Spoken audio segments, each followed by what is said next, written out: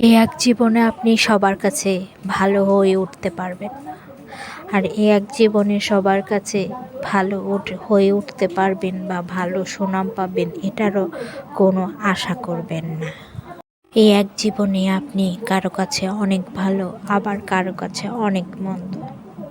মনে রাখবেন, এই এক জীবনে আপনাকে একাই সব ভার সামলাতে হবে। কেউ আপনার পাশে এসে আপনাকে হেল্প করার জন্য, সাহায্য করার জন্য থাকবে না। ভালো লাগা আর খারাপ লাগা এটা মানুষের মানসিকতার উপর নির্ভর করে।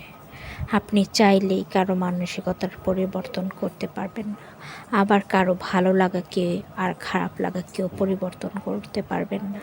এটা যার যার মানসিকতার ব্যাপার। তাই যার যার মানসিকতা তার তার মনের মধ্যেই রেখে দিন। মানসিকতা অনেকের অনেক জঘন্য হতে পারে, আবার অনেক বেশি ভালো হতে পারে। এটা যার যার ব্যক্তিগত